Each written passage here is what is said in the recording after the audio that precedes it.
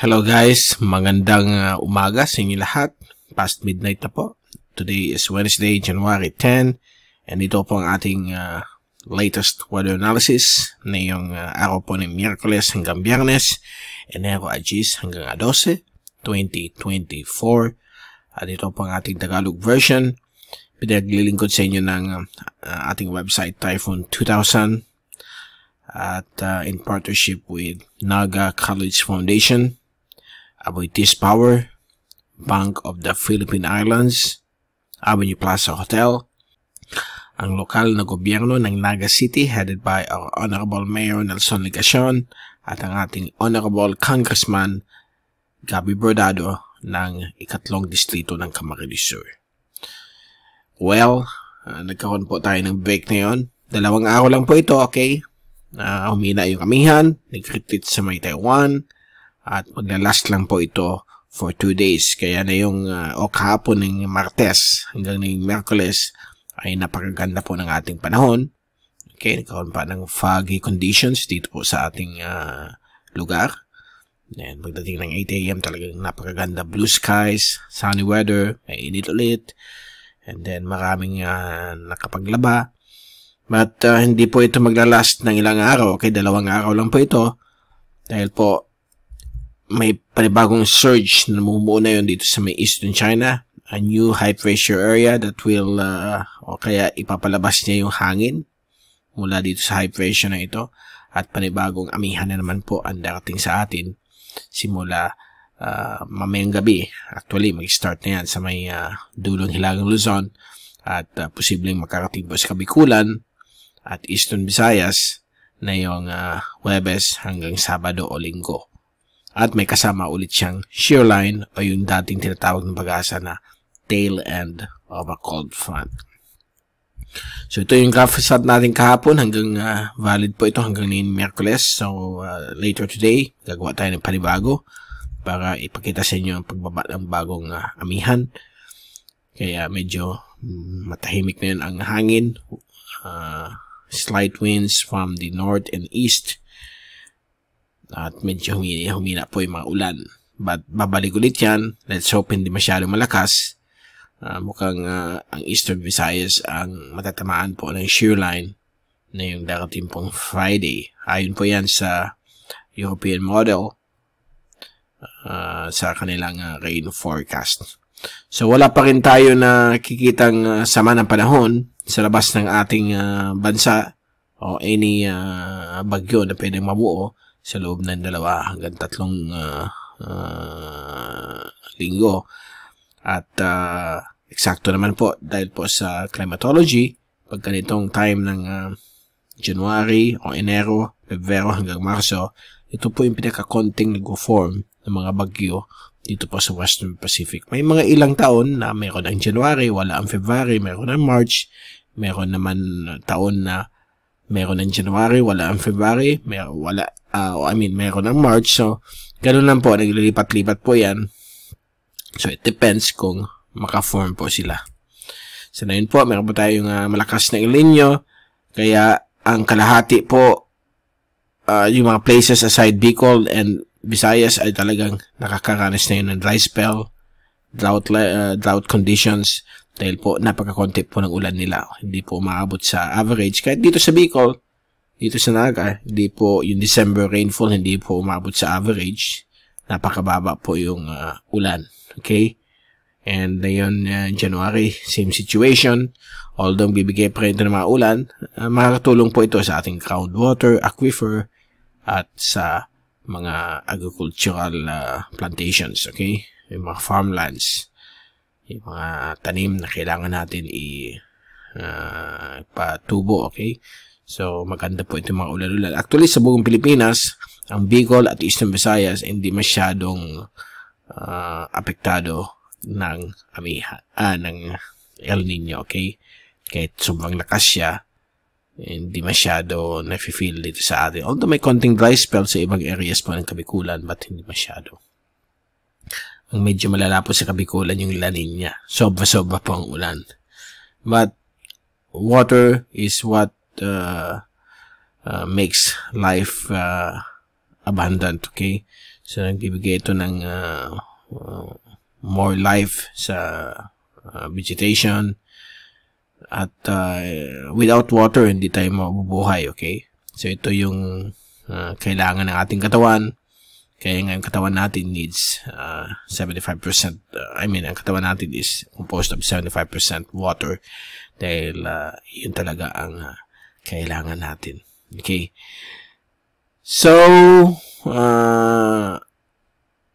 punta na natin yung tinatawag nating fast animation. So, ito po yung mga cloudiness na posibleng may form na next na frontal system na mag-create ng shear line dito sa atin at Eastern Visayas. At sa zoom in satellite animation, napakalinis po ang buong bahagi ng ating bansa. Wala pong mga ulan except po dito sa may pinaka-timog bahagi po ng Davao Oriental. May dumadaan pong maliit na thunderstorm, but so far, it's generally good.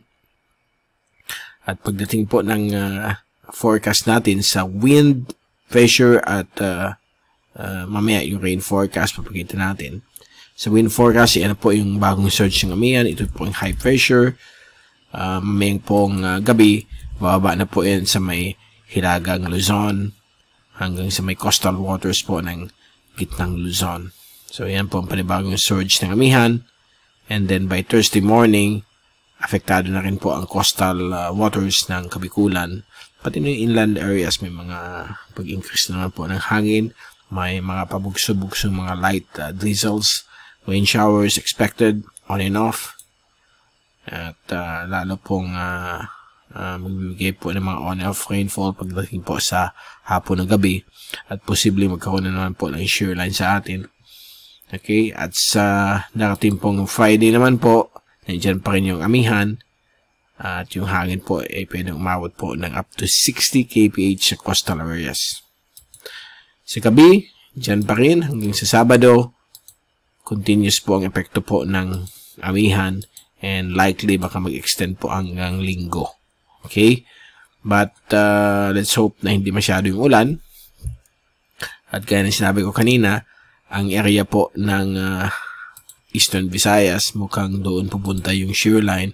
Ito po yung forecast ng European model. Makikita niyo dyan yung shear line. Yan po yung shear line. Okay, nabubuo. Pagdating po ng Thursday, yan po. Yung shear line, apektado po ang Kabikulan, pero hindi masyadong ulan. Ba't yung mga ganyan na hindi masyadong ulan? In reality, baka malalakas din yung ulan sa atin. Okay? So, mabuti na mag-prepare. Yan po yung shear line. Pagdating po ng Biyernes, ng hapon ng gabi, bababa po yan sa may Eastern Visayas, lalo na po sa may Samar provinces. So, maulan na area, magiging maulan po dito sa area na ito. Sa atin, medyo mahangin na naman, mga konting drizzles na inaasahan, but we don't know, okay? Alam natin, pabago-bago ang forecast every 6 to 12 hours.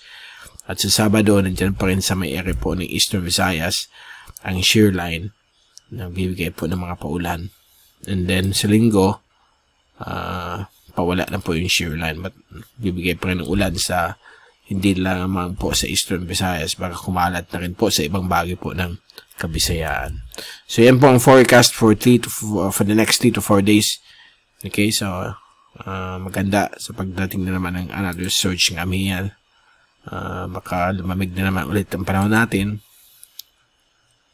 Kaya yung 3-day rainfall accumulation forecast mula sa European model, ayan po, kita po ninyo ang concentration ng ulan ay dito po sa may coastal areas po ng Camarines provinces, sa may Partido, and also dito rin sa may Catanduanes, coastal waters po ng Albay, kasama ng Legazpi at eastern portions ng Sorsogon. So, minsan kahit na nandito yan, minsan nakakapenetrate po sa iba't ibang bahagi po ng Kabikulan. So, handa lang po sa mga posibleng mga pag-ulan na naman po dahil po sa panibagong surge ng Amihan, together po yung tinatawag nating shear line. Okay? So, yan po ang ating rain forecast. Pagdating po sa alon, today, whole day Wednesday, we expect yung alon dito sa may northern coastal areas ng Bicol. Sa northern coastal waters, yung mga mag-fishing po ay nasa 1.5 to 2 meters.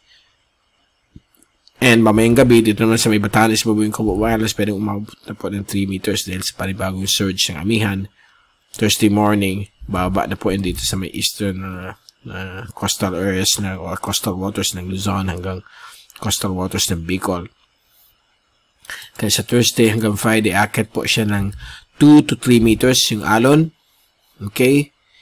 Sa ibang portions ng dulong hilagang Luzon, pwedeng umabot ng 4 meters. So, ganyan po katataas ang alon ng amihan. At maglalast po yan throughout ng Friday. Sa Sabado, meron pa rin malalaking alon dito. Pwedeng umabot ng 2 to 2.5 meters. Okay, so mapakaanib po yan sa mga maliliit na sasakyang pagdagat, sa mga maliliit na fishing trawls, fishing vessels. Mag-iingat lang po kayo, yung mga bangka. Mag-iwas muna dito sa malalaking alon dulot ng amihan. Okay. So, yan po ang pinaka-latest na yung Miyerkules. At we'll see you again na yung Friday upang bigay sa inyo yung pinaka-latest sa ating panahon. Mula sa Typhoon 2000, ito sa Mike Padua magpapaalam. Mag-ingat po tayong lahat. Be #WeatherWiser. At maraming salamat po sa pagpunod niyo sa aking channel. God bless po sa inyong lahat. Again, Happy New Year.